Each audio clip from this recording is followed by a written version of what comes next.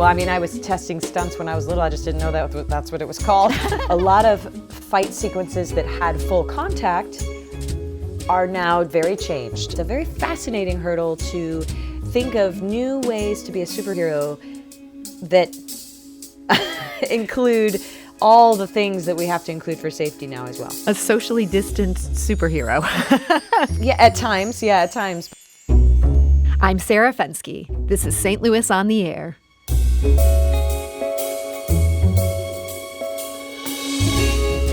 If you're into the Marvel Universe, you almost certainly watched and loved WandaVision. The miniseries kicked off on Disney Plus in January, and it won raves for Elizabeth Olsen, who plays Wanda Maximoff. So what's a single gal like you doing rattling around this big house? Well, I assure you, I'm married to a man, a human one. Wanda. What's it ring? And I ran. Wipe the sleep out of my. We are an unusual couple. Oh, I don't think that was ever in question. We just don't know what to expect.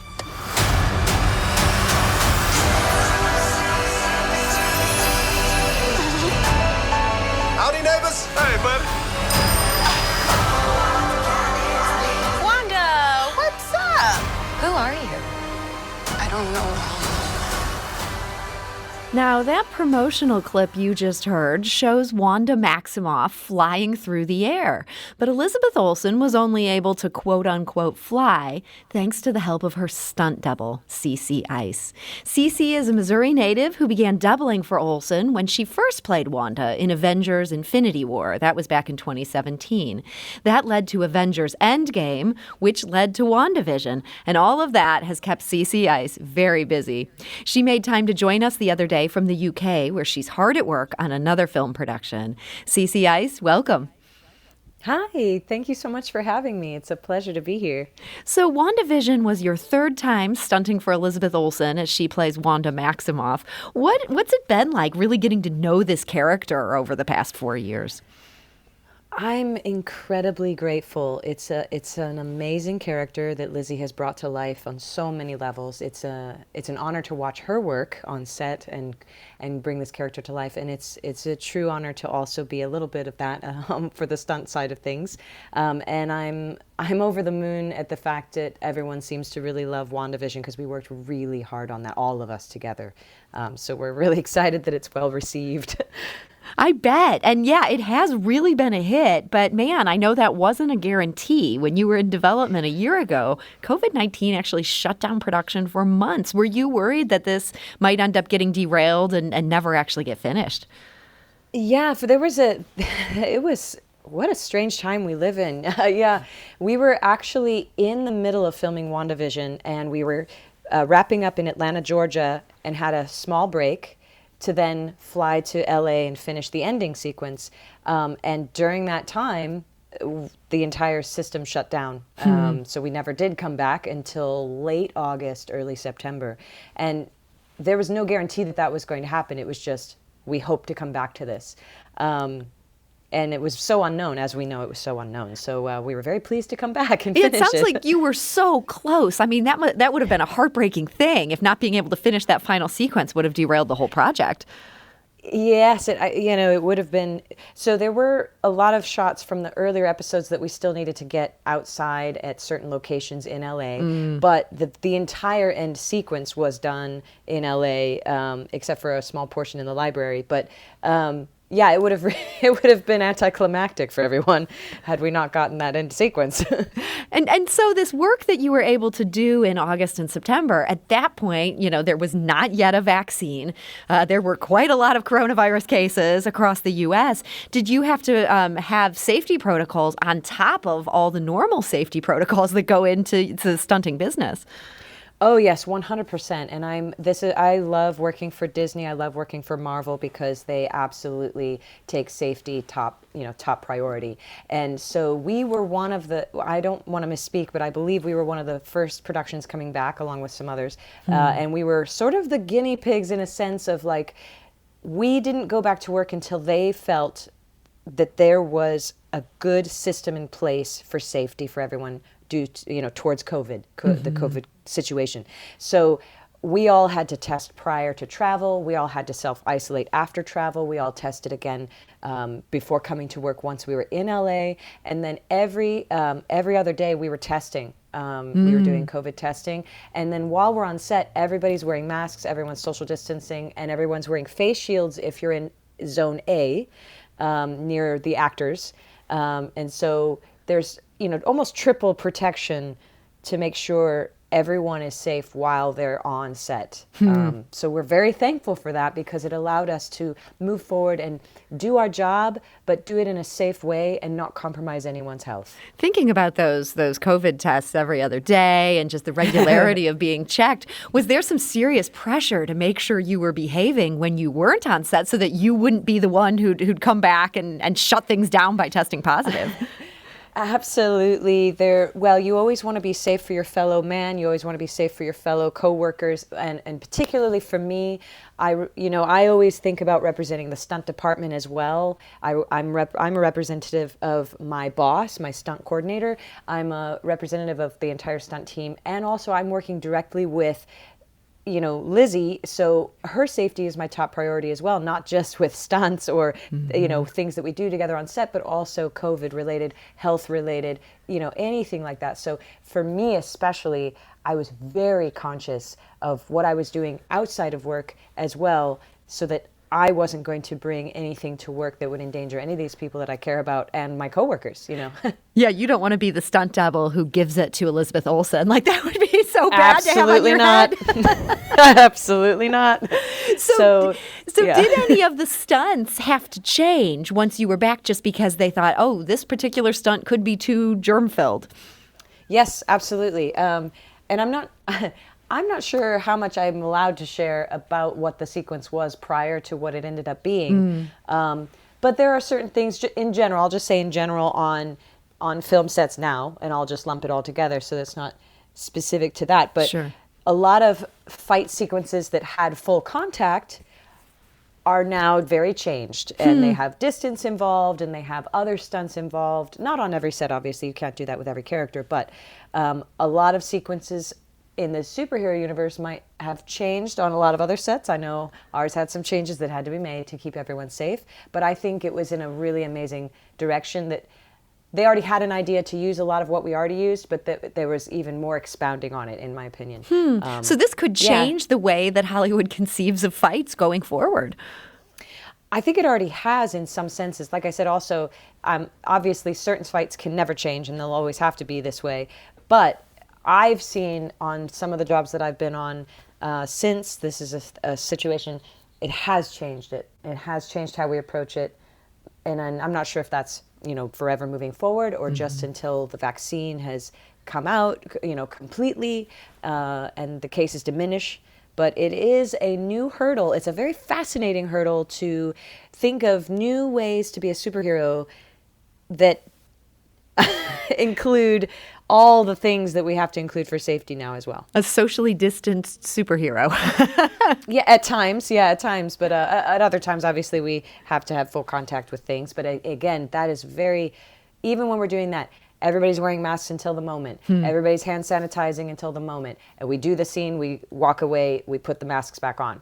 So it's very limited moments when you are, just like in an acting scene, limited moments as to when everybody has, the two actors or the three or whoever's in the scene have no mask on. And then immediately after, the mask goes back on, so... Man, it's changed everything. Film sets, it sounds like no different. Yeah. Everybody's learning to be more creative and also, as you say, Yes. just learning to be careful. Absolutely. And being conscious towards your fellow workers as well. Because I know, we're all individuals and it's amazing to have our individuality, but also it's beautiful to think of everyone else. You don't want to cause someone else to get COVID. You don't want to bring it to them. Maybe it might not hurt me, but it might affect them. Or if I bring it and then a whole team has to isolate and then they don't have the chance to finish the project, that might affect their career, their job, So there are repercussions that you have to think about that is further than just yourself when, in this environment. And it can be a beautiful thing. It's we're working together to solve this puzzle and be safe together, which I think is amazing. So your job has long involved puzzles. Part of the puzzle is, figuring out how to make these stunts look right on camera. And you're not just doing them, but you're doing them as Elizabeth Olsen doing Wanda Maximoff. Do you have to learn how to walk like her and walk like her in character even, on top of being able to do these physical feats? Yes. I respect what she's done with this character so much, and I respect her as a person, as a performer, as an actress, everything. She's incredible, as everyone sees now in WandaVision. And so I take very seriously the respect to give towards her and her character. So therefore, when I come to be a part of it, it's not me, it's not my character that I'm making, it's her character. So I try to learn how to walk like her, how to perform like her with my own special twist on it for the action bits, but only just to take it to the next level with the action. I'm never trying to just inject my own thoughts or feelings about it, because it's her character, it's her beautiful character that she's made so many layers to. So yes, I do have to learn to walk like her, fight and move like her, as well as Wanda. So yeah, are there any particular challenges in becoming Wanda? Yeah. So many different challenges. I mean, she flies. That's a challenge. You know what I mean? Yeah. Like, so in the creative sense, a lot of times we might be in a situation and then we go, well, why isn't she flying away in this? Like, why? There are so many things you have to answer as to why she uses her powers, why she doesn't use her powers, why it's a choice, why it's not a choice. Why there are certain times when we've seen her do things and now she's doing something different.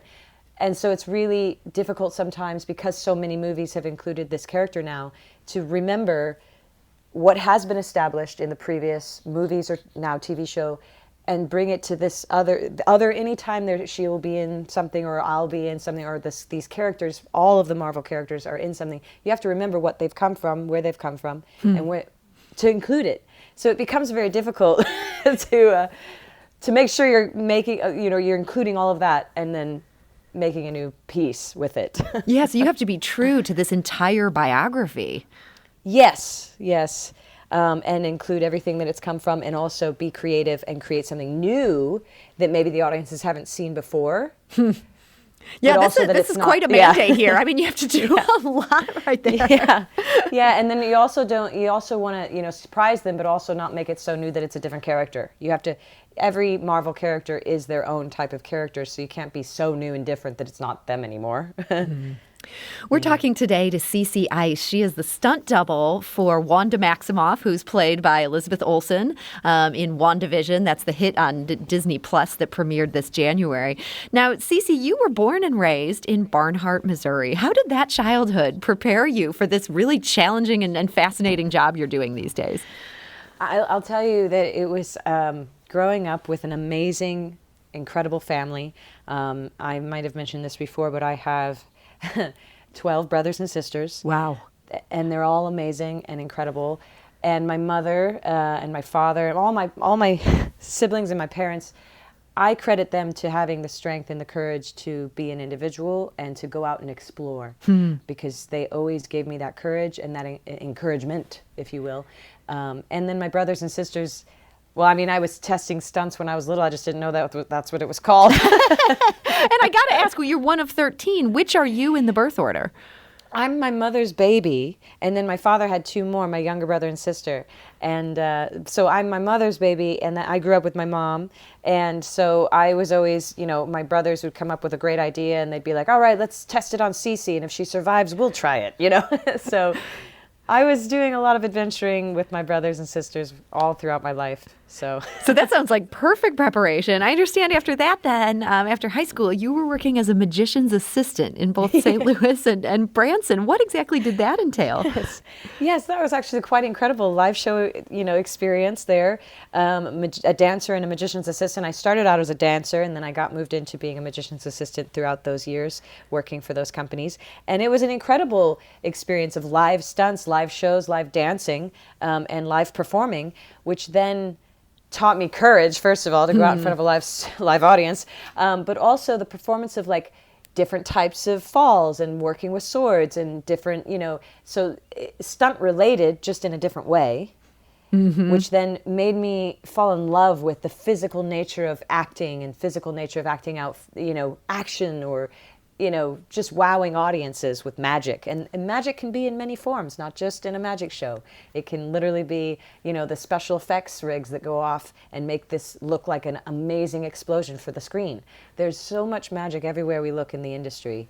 And that's it. That was where it started, and this is where it led me. So I can see how this would have captivated you, but it still feels like such a leap to go from Branson to Hollywood. How did you make that jump? That was a long, crazy journey. So as a young person, I saw movies like Terminator 2 with Linda Hamilton looking so amazing and strong. And then, Sigourney Weaver in Aliens, kicking butt and saving the Marines. And as a young person, and then my mother was a single parent for a while, working hard and providing for us, and she never gave up, and she always had this positive outlook. So I just saw, if you work hard, you can make it wherever you want to go. And so I saw these little pieces coming into place. And at first I thought, these action movies, it must be actors who are doing that. And they do. Some of them do. It's true. But I thought, I need to go into acting, which I love. So I actually started with a BFA in musical theater to do all three, music, dance, and theater, just to do all of it. I mean, why not? And why not?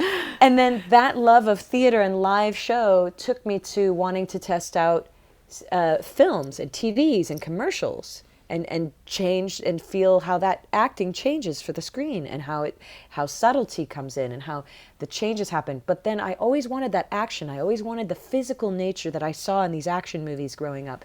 And I realized and I found out, because in the Midwest they don't really talk about it, I found out that's stunt performing. Those are stunts. And there's a whole group of people that do that for a living. And I was like, oh my goodness, this is where I want to be.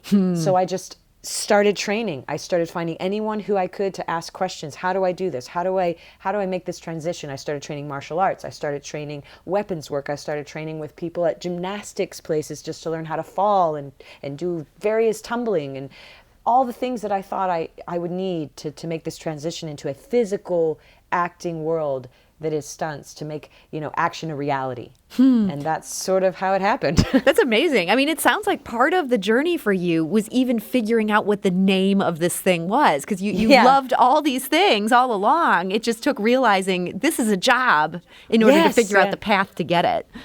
Absolutely. I did not know when I was younger that there was a job that incorporated everything that I love to do. And here it wire is. work. Yeah. How were you able to get that first big break then? Once you figured out, okay, I want to be a stunt double. I want to do this in Hollywood. Oh my gosh. Okay. So I was working in an amazing theater company in Rhode Island, the Beechwood Theater Company, with my wonderful friends, Patrick and everybody. And I was saving my money. I was saving my money to go out to LA. And so in 2006, I packed my little Subaru and drove from Newport, Rhode Island across the country, stopping at my parents' house in Missouri to visit, go all the way out to LA with everything in my car. And I got there 2007, just in time for the writer's strike. Oh.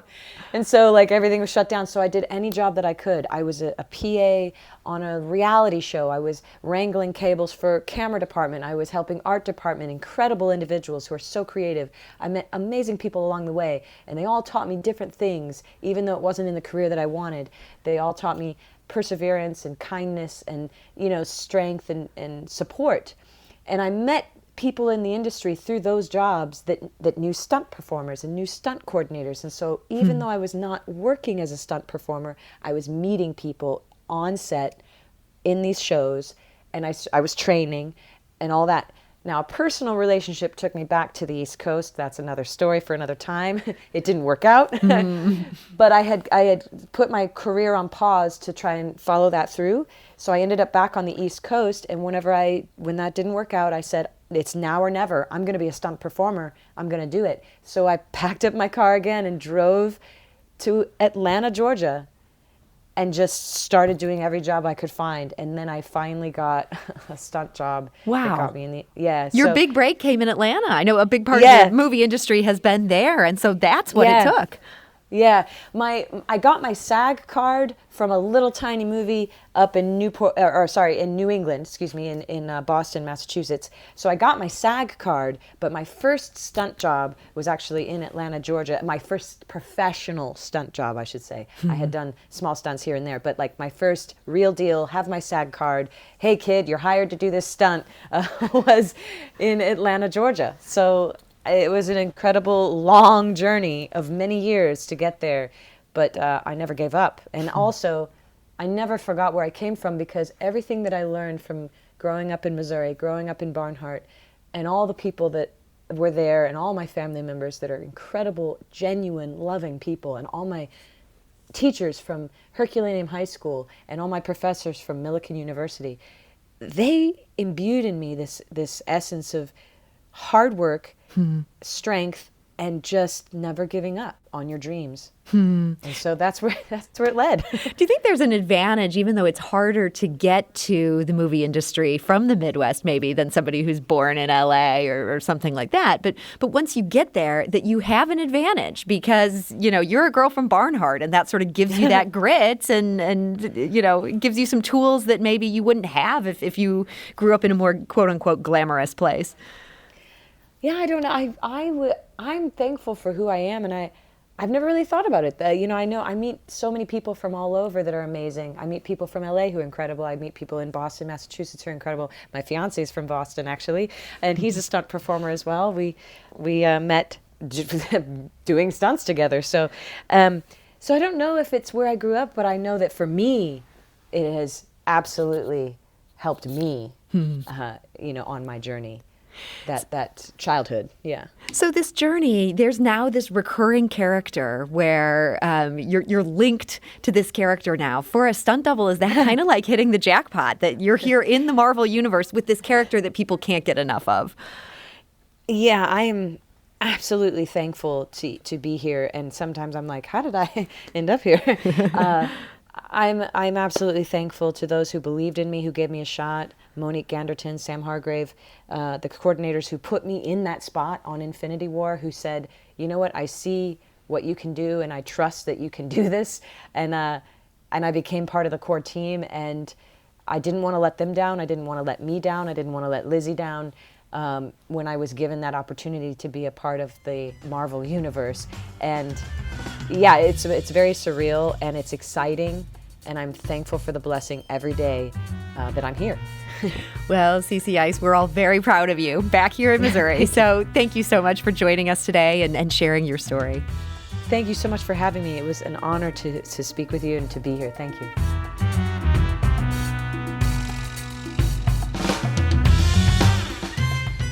Do you find yourself regularly listening to episodes of St. Louis on the Air? Suggest us to a friend you think might enjoy our conversations. And leave us a review and rating on Apple Podcasts on the App Store. It's the simplest way to help people discover our show. Thanks. St. Louis Public Radio is a member-supported service of the University of Missouri St. Louis.